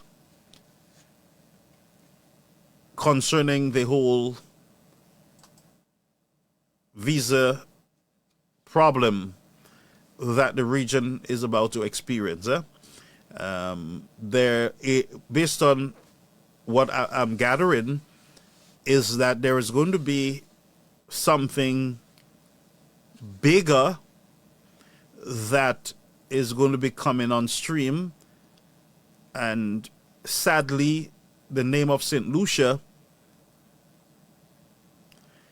is going to be mentioned, highlighted in that situation, and very sad. And just because of stubborn leaders who just don't know when to stop, who don't know when to just pull the brakes and pause and stuff and be transparent. Look at where we are. Something big is going to drop, and the whole world is going to be watching. The entire world. And this is no joke. Folks, we should not be in rejoicing mood when it comes to this whole threat of visa restriction. Some of you have your parents that you would want to bring to the United States, like myself. You have your sisters, your brothers, your cousins, that you would want them to get a visa and come to visit you, or to live with you, or to spend time with you. So it is not something for anyone to be rejoicing about, as far as I'm concerned. Okay, so I have someone who just reached out to us, who went to the U.S. Embassy, and they're saying here, they said to us, we are not qualified for a U.S. visa. So here we have someone, our first individual, reaching out to us. I'm not going to expose your information. I'm not going to expose, normally I keep this device very secure. So I'm the only one who have access to it. So, and we have thousands of contacts that come through it. But I am seeing yours. And the person said we had every possible document. And one of us was retired. Wow, so you have one retiree and all documents necessary. But this person was this person was denied a visa by the United States. So this is one person out of the many. And I'm glad I was able to read your message, because I have a number of them that I got to follow up on. Wow, this is sad. Yes, I was saying, it's not something to rejoice about. Look at this not poor, but look at this individual wanting a visa. Wanting a visa. Call you on the air, Caribbean American News Media Platform. Something to rejoice about. Look at this poor. Hello? Yes, sir, you're on the air. Yes, I'm calling from St. Lucia. It's affecting us, we as cruise ship workers. Could you repeat? I think you have a device that is on in the background. Hold on. Yes, and it's coming back into the system, yeah. But I'll wait for you. All right. Go ahead, sir. You hearing me now? Very good. Loud and clear. Oh, okay. We, the cruise ship workers, it's affecting us because right now here, right now, we send up our passports to get our visa renewed. It has been almost a month, and we're not getting any feedback from the embassy. Are you serious? And then yes, and we have been getting dates upon dates. And up to now, we can't get anything from the embassy due to what's going on with the CIP and different things between the government and the U.S. So let me ask you on a regular process, how long would it take you to get your visa organized? Okay, it takes us about 1 week to 2 weeks to get it organized. 1 or 2 weeks? Yeah, between 1 week to 2 weeks. Wow. You send it up, then 1 week to go up, 1 week to come back down. Okay, I'm just writing that down. Right, and you're saying it's now over a month, and you guys have not gotten approval. Not approval, nothing. So our passport is just at the embassy, and nothing is being done. Contact the embassy. All what they're telling us is there's going to be a delay. There's going to be a delay. That's all what we get it. So what do you do in the meantime? And that's what you, the work there. That's what you depend on. That's what I work. That I've been doing this, working with this company, this cruise ship company, for almost 5 years now. Oh my! That's my living. That's your living. That's how you survive. Yeah, that's how I provide for my family. But let me ask you a question, a personal question. How do you feel right now that your stubborn government is putting you through all this? Hey, I am pissed because right now I'm stuck here where I supposed to travel this Friday, and I'm not being and I have not gotten any response from the embassy putting in my job where I was supposed to travel last week. They gave me an next date, which is this week, and still not getting any response from the embassy. And what is the government doing about it? We're not hearing anything from the government stating that they're going to fix what they have to fix, that people like me could return to go back to work to provide for the family. This really hurts us. Have you spoken to the government, the minister or the Ministry of External Affairs? I haven't spoken to anyone. They said, wait, I'm waiting. But this is getting way out of hand now. It's like this week is a month. How long am I going to wait for again? Oh, my God. I'm so sorry, brother, to hear that. And that's what I was saying. This is not a laughing matter. There are real people, local people who are being affected by this. And it's going to get worse. So imagine,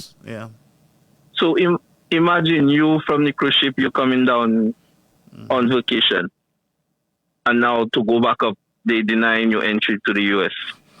Oh, my, that's not good, caller. Honestly, I really feel your pain, and I am hoping that, the United States, well, not in the United States, that these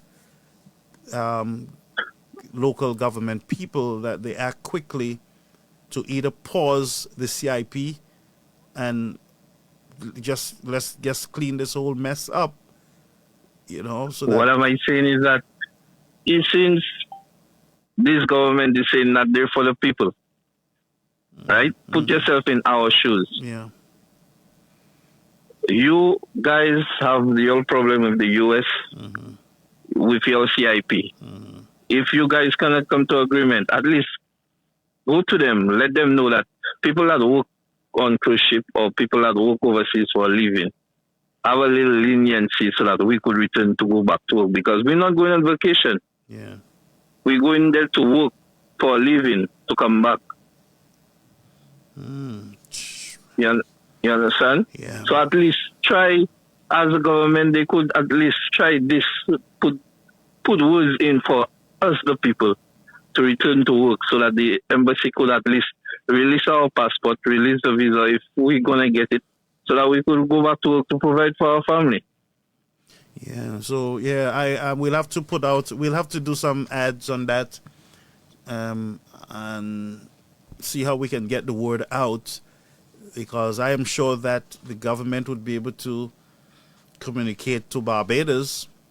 Well, that's if right now you're hearing what the State Department is saying. They don't trust information They from don't these. even trust the government. They don't trust what these countries are saying to them, and that's very bad. So, I mean, my brother, I'm just lost for words.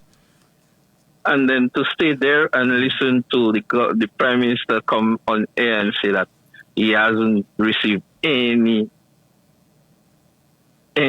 about we being on a ban list. And there's everything over social media saying that, and then just listen like he doesn't, that just shows you he doesn't care about people who actually goes out to work But let and me come ask back to the country and spend. Did you vote in the last election? Yes, I did vote. Okay, good. I don't want. I did vote. I am tempted to ask you if you supported the Labour Party, but I am proud to say I did not support them. Okay. That's that. I don't care. I'm telling you straight. I'm a young man. I have 2 kids, a wife, so I know. You understand? I'm not going because of people of where family is going or where. No, I listen to what everybody have to say and then I make my decision. I agree. Don't let nobody force you to. You understand? Do. Nobody is gonna force me to do anything. I listen, then I make my decision. I agree, caller. Thank you. And so then, much. and this government has failed us who work abroad to come back with our money and spend it in our country. And then you can't even leave because we don't spend it. We don't spend it out there. We come back here and we spend every hard-earned dollar back in the country. Yeah, I can imagine that. Yes, I can imagine that. So you understand? So this we here is going on a month, and that really hurts. To be every time to tell your employer that you cannot get your documents to your government and the US in a back and forth. At some point, where you don't have nothing. At some point, to they're do going to with move this. on. They're going to move past you all because, and that is how. Yeah, this of is course. the chain effects of this whole CIP garbage. Is that the crews are not going to wait for you guys long. They're going to go to countries where they don't have a visa issue, and yeah, right. There you go. And this is not good. I mean, time is against you guys. I'm so sorry, sir. I'm so sorry. And the government is laid back and not saying anything or not trying to do anything for each people for us to move forward. Yeah, all they're telling you is Shasta. Come on, man. You know. Anyway, come on. So I'm just waiting, and then from there I'm gonna whoever I have to go to speak up. Yeah. And let's see what could be done, because I'm not gonna pay for what the government is doing. That's between the government and the US. Yeah. I'm not going on vacation. I'm not going on vacation. I'm not going up there to stay. I'm not going for 6 months. I'm going there to work. And as soon as my contract is done, I'm back in my country. And I've never overstayed my thing. So I don't think we have to pay for what the government is doing. This is unfair. Yeah. So sad. So sad. This is way and unfair. I'm sure that there are many others like you who are out there feeling. There are plenty. There are people just coming down on vacation. So there are people coming down to do the same thing as me, renew and then go back. But now all of us are stuck here. Jesus. So I have 3 other people stuck here. You have 3 others, right? Yeah. So I would like to hear from you stuck here. guys. And I would like to hear from you guys. I highlight your story next week, God's willing, on Tuesday. So I'll reach out to you so that I'm going to do a story. on No this. problem. All right, brother? Yes. Yeah, sorry about this problem. Thank you for calling. You're welcome. So sad. So we're going to follow up on that story next week, God's willing, with the cruise ship workers who are having an issue with the renewal of their visas. So I got to have a message here again. My visa was to renew, and I was in the U.S. since 2013. I never overstayed, and I just wanted to visit friends and to do some toiletry shopping because it is expensive in St. Lucia. So this person cannot get renewal. They have never overstayed, and they were just denied. They had basically all the information that they need. Folks, I'm going to give you 2 more minutes. You can submit you can text if you don't want to call, 929-586-1821. That's WhatsApp. You can send a message if you know of anyone who is impacted by this visa situation. So this is new to me. I'm hearing now that the cruise ship folks, workers are having an issue in the country. 1 month waiting, something that would take 1 to 2 weeks. Now they're waiting over a month, and there seems to be no end in sight. And we also have retirees who are now, the United States, as I said, have the right to decide who comes in or not. You know, they can decide that. But wow, folks, this is serious stuff. And that's what we've been saying, that it is not really the government ministers and their people who are going to feel the pinch. It is people like the cruise ship workers and retirees who just want to go out and get some stuff and to experience the world. These are the ones, you know, who are being impacted. These people. And here, you heard the story for yourself. I don't know the gentleman. First time I'm hearing him. You heard him that he's having an issue there. And you saw all the communication that I'm reading to you of individuals either being denied no renewal of their visas. And it doesn't mean that the United States is not issuing visas. You know, there might be a limit, or they might just be pausing for a while, slowing down, so that they can figure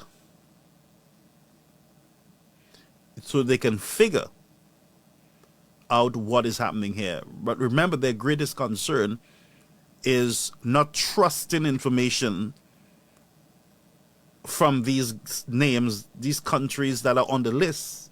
You heard the State Department lady. Let me see if I can play her again before we go. She's saying that it is a matter of trust. You know, it's a matter of trust. Let me see if I can pull her up. Let me just look at the time card so I can pull it up for you guys so you can hear for yourself. And it is no joke. So for people who are rejoicing, you're talking about real people being impacted. No one should be rejoicing. There is nothing to rejoice about. You're talking about real people being impacted, friends. So nobody's going to come on my program to rejoice. No, sir. So let's go back over to the State Department. Let me see if I can read some of your statements to those people who are on our on GVD TV. Someone said, so sad for the young man. Jules says most people in the hierarchy do not respond when you reach out to them, period. Rachel says this is an important issue and you guys are blaming this one, that one. We need to stop. And that's to Dr. Fletcher. Alan Shastney is tirelessly working and God will vindicate. And yes. And Faye says there was one time St. Lucian was given a visa like hot bread, and that's true. It's true. That's no joke. So let's go over to the State Department one more time before we leave, and you're going to hear some of the reasons. About the decision-making or the process in that regard, but we are, of course, committed to protecting our nation's citizens by upholding the highest standards of national security and public safety through our visa process in particular, as laid out in President Trump's Executive Order 14161, protecting the United States from foreign terrorists and other national security and public safety threats. The visa adjudication process has got to ensure that U.S.-bound foreign travelers do not pose a threat to the national security and public safety of the United States. That is, I think, a very low bar and is a bar that every nation should be able to adopt. To protect the national security and national interests of the United States and its people, the Department of State and other U.S. government agencies assess other countries' security capabilities, information sharing, and identity management practices, exploitation of the U.S. visa system, such as overstay rates, and failure to facilitate the repatriation of their removable nationals. So, noting where a country, perhaps as you did, is located, the geoposition, the actual location of a country, is not a factor, or what continent that country is on. These are about very specific aspects about whether or not the United States feels it can trust the information we rely on those countries for to determine whether or not they'll get a visa.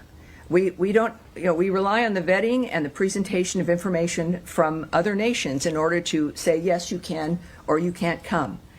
In this particular instance, I think that it's clear as we're looking at providing a period of time, countries being told if they don't get to that point where we can trust them, then they've got to change the system, update it, do whatever they need to do to convince us that we can trust the process and the information they have. So that is the goal of this.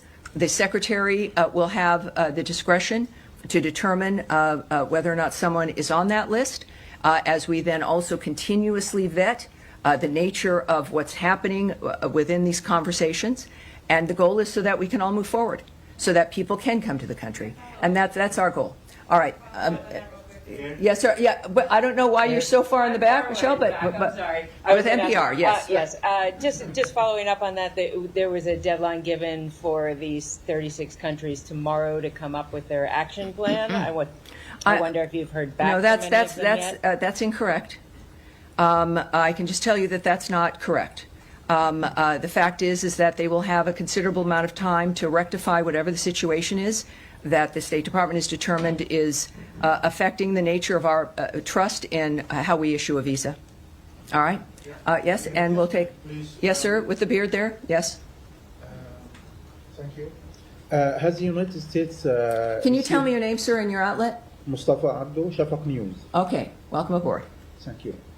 Has the United States received any official request from Baghdad to help prevent... Folks, just bear with me. I have something that I want to share with you that just came in. Bear with me, folks. Just give us a few minutes.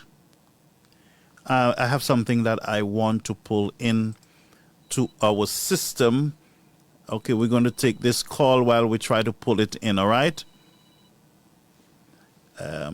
Yeah, caller, you're on the air. We're going to take your call for a few minutes, and then I have something that came in that I want to share. How are you, caller? Okay. I'm good by the grace of God. Amen. Amen. Pastor Gasso. Mercy.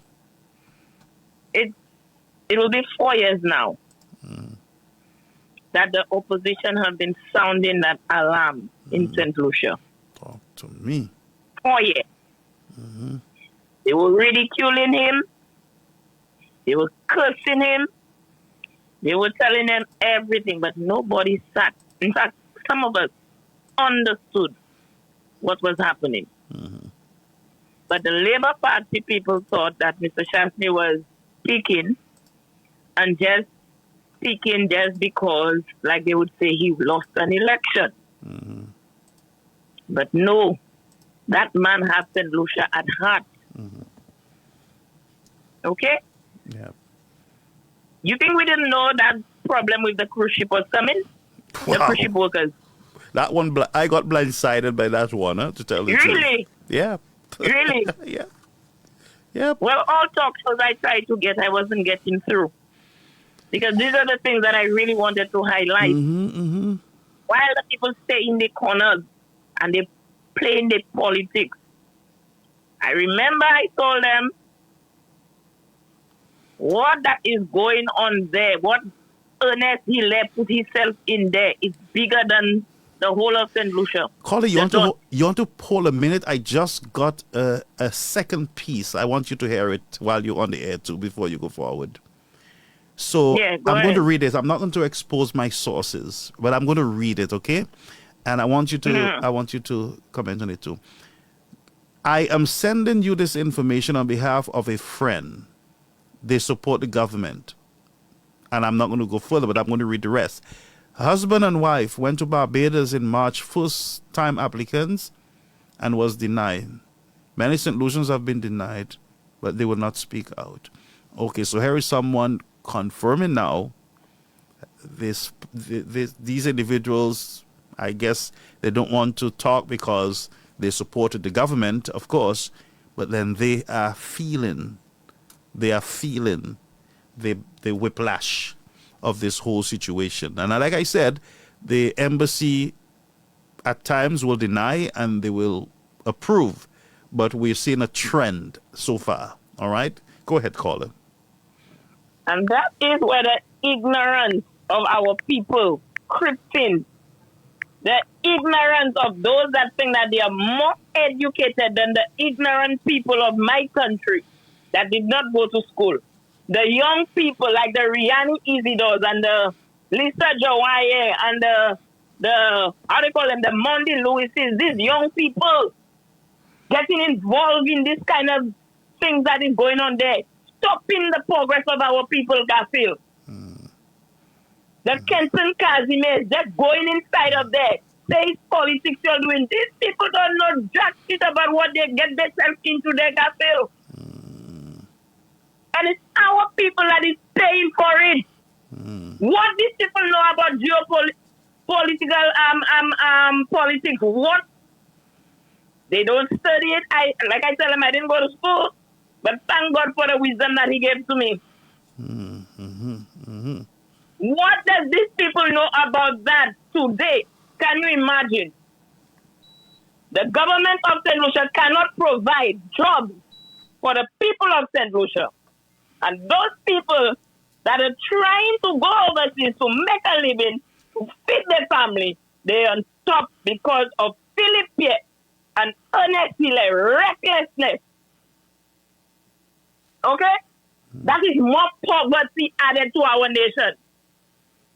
They don't understand the ripple effect. They will understand it. And the worst thing I feel, when you are in a political game where the giants are involved, if the citizens don't agitate, it's like they like what the government is doing and they will press more. That's why I have been telling St. Lucians to stand up, speak out. You all don't need the National Trust. You all don't need the Chamber of Commerce. Stand up, because if these big countries don't see you agitating, they're thinking that it will be okay. It's okay with you that you are giving your leaders the right to do these things. And they will press, and they will press harder. Now, my next concern, I'm going to Julian Alfred. You see this girl, St. Lucian? You all have to pray for her. Garfield, the mic and the cameras will come down on this young lady. You see the news Mr. Martinez say, or whoever said that will hit St. Lucia? You all have to pray for Julian Alfred. Because she's young, she's a virgin in it. And they will come for her. They will come, they will tear her apart. We got to keep her in prayer. And that is what the ignorant St. Lucians that are on the ground, my people, you cannot understand that. You cannot play the game of chess. Mr. Martinez have been telling you all that. It's dominoes you're playing. You cannot play chess. You have to be a skillful player to play chess. You cannot play it. And look, now they're playing chess with you all. We are doomed to fail. We have failed. We have failed. Not even the gutter and the little patching of the roads that will save us. It will not save us. It will not save us. Our tourism market will die because we are getting our tourists from the largest bulk of it is from the U.S. Wow. And we need to sit themselves down. Containers might not come down. Our grocery, our supermarket shelves might end up empty. An earthquake will pass and nothing will fall from it. They think it's a joke that's going on there. Philip Pierre, it is not a joke. And from day one, I've been telling you that God allow you to steal our election in 2021 for him to expose your lying, abominable tongue. And Ernest Hilaire, you going down the same way. That's the four names God gave me for you, and I'll call it again every time. Philip Pierre, Ernest Hilaire, Richard Frederick, and Stephenson King. It's coming for you all, and you all will get it. Have a good night, Garfield. Thank you, my friend. That was our friend Alison there. So, folks, here is our final report, and this is from Hot 7 News concerning a gentleman who was deported to St. Lucia. Let's go over to that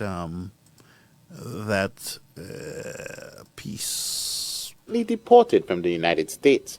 According to Bellas, the deportation process was initiated following his appearance in court in response to a summons.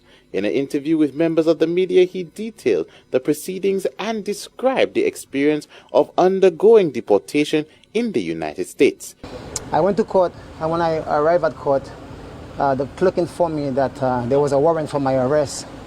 And then I told the clerk that the notice to appear that I had in my hand, it was dated for that exact date, so there must have been a discrepancy or some kind of confusion. The clerk informed me that she was going to talk to her superiors and she would come back to me. She told me hang tight. When she came back, she was escorted by several police officers. I asked them what was the reasoning for them coming around, and they told me that they had to take me to another facility because the warrant said that they had to bring me before a judge at that exact moment. So I told the officers that what is the reasoning for the warrant, since I presented them with a notice to appear. They told me they couldn't answer my questions, and they kind of made a mockery out of the situation. Thereby, I said I did not consent to the proceedings. And when I said that, they immediately forcefully attacked me. I was pressed to the ground, and almost in like the way I would say Eric Garner was attacked and killed. So then I began wailing for help. I didn't get no help. I was escorted then to the other facility. He further alleged that he was subjected to a violent assault by police officers after expressing his refusal to comply with the proceedings. According to his account, the decision stemmed from the fact that he had not been informed of the charges brought against him. Immediately, I was pepper sprayed and I was beaten down. There was one particular officer that I remember, a female officer. She was punching me in my back and stuff like that. And I just started to try to ball my hands so I can protect my face. They told me to put my hands down, and if I did not do that, then I'll be in more problems. So I then tried to comply with what they were saying. They pepper sprayed me again, and then they put a bag in my face. At that point, I thought I was going to die.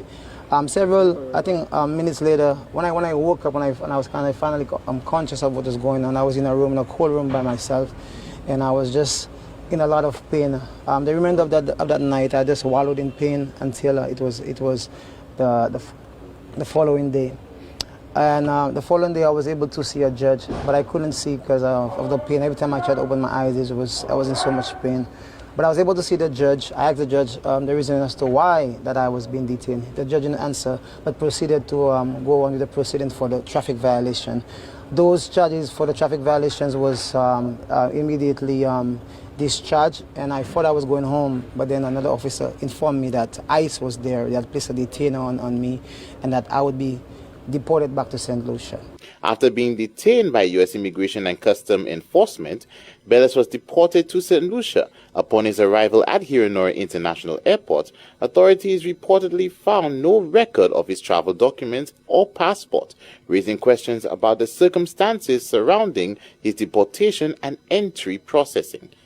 May 24th, I was then flown in by Global X to St. Lucia. We arrived at 4 a.m. in the morning, and there I was in cuffs and chains, and they asked one of the authorities from St. Lucia to sign off on the document before the handcuff was taken out of my hands and all of the chains. And then I think somebody came onto the plane, did that, and then I was able to come out and then go into the interview room. And what I found surprising when I got into the interview room, The young lady that was interviewing me, she asked me, Mr. Bellis, where is your travel documents? Where is my passport? I said, I just came from the plane. I thought you had my travel documents. And thereby I realized that the way that ICE was moving was in a very furtive and very mendacious way. And I realized most of the things that was going on was under deception, because you cannot tell me that I took a plane 3 hours from America to St. Lucia, and then when I got there, you asked me for travel documentation. Returning to St. Lucia after a prolonged stay abroad, he has confirmed that he will not be returning to the United States in the foreseeable future. He emphasized that the struggle is far from over, describing it as a global issue affecting people of color. He also expressed hope that the government of St. Lucia will implement measures to assist deported citizens in reintegrating into society and rebuilding their lives. So there was 3 of us that was detained and that was deported. 2 of the guys left St. Lucia when they was 9 and 6 years old.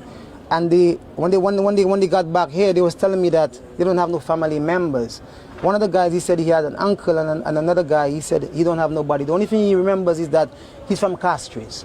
So when we was leaving, after the interview, the officers came to me, Mr. Bellis. I said, what's going on? They said, we have a situation here. Can you take that guy with you? And I was like, is there any kind of incentives or kind of programs for people that are returning, and how do we integrate these people back into society?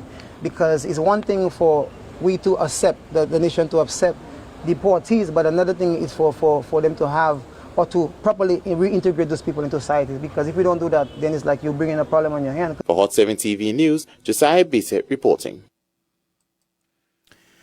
Oh my boy, oh my. So the government knew that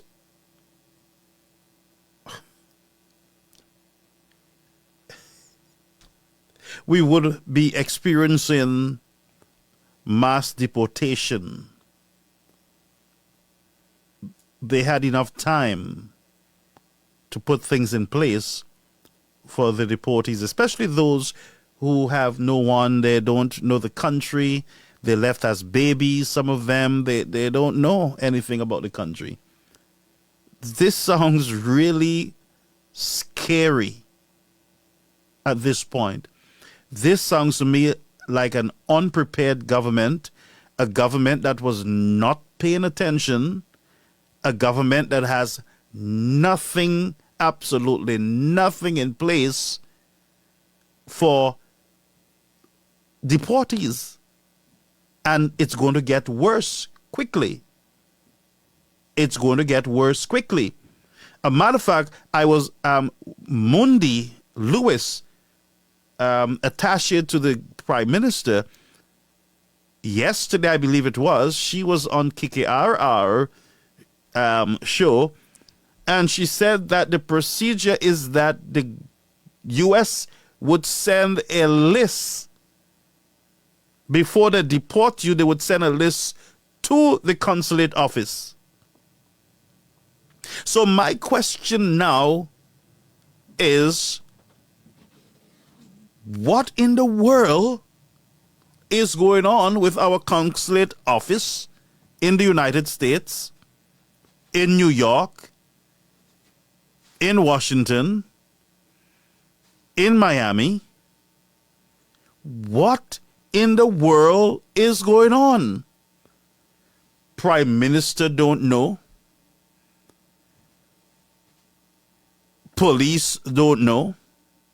Immigration don't know. And the immigration is saying to the young man, oh, there's another guy. Could you take him with you?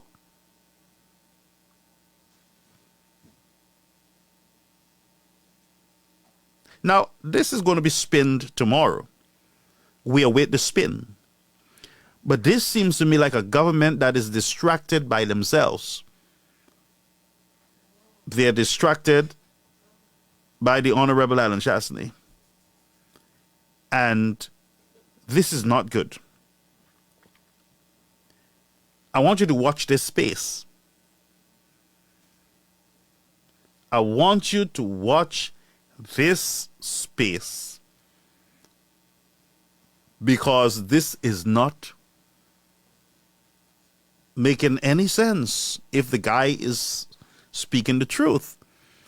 Also, I want to sound the alarm for those of you in the United States who are not documented. I want you to listen good. Some of you are pretending a lot, but listen to me. Listen to me good. The United States is not playing games. My advice to you is to ensure that you organize yourself. Yeah, are we together? Organize yourself. If you have to get photocopies, I know photocopies of passports are not something that is recognized. Copy stuff and keep it on your person. Ensure that family members know where your passport is, where your documents are. Pack a bag, keep something in place so that your families can ship your supplies, your stuff over. Put money aside for shipping.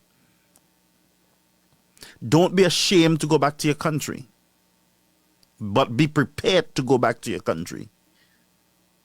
And this is serious. And I said it to those who are driving on the streets of Brooklyn, New York, and you do not have status. You are not documented. Maybe you had a social security number. Back in the days, you would get a number, and you're using it now. Be very careful. Be very careful. If you're not documented, you should not be driving. And I don't care what sanctuary city you're in, you should not be on the road driving, period. Because I am telling you, you got to lie, you got to be careful. Those of you who can afford to go back to your country, go back to your country. America is enforcing their laws. And while you would want to cuss America and say America is messed up, they are enforcing their border laws. If you have overstayed, then you have breached the contract of your visas. So you are the one at fault, not the United States. So the enemy is not the United States at this point. The United States is just enforcing laws. So if you are out of status, just make certain preparation. And some of you should not be on social media cussing anybody or insulting anyone. Just a phone call to the police, a phone call to the courts, a letter from from a lawyer. You going to court can means a lot to you. So stay away from confusion, stay away from rum drinking, stay away from certain parties, and make preparation to go back to your yard. But your business is now not to be cussing people and to be insulting people. Having a social security number do not mean that you're in status. Remember that. And remember what Mundi Lewis said, that there's a list of all those who overstayed from the country that is sent to the embassies. You hear what I'm saying? What is worse is that they're going through your social media account.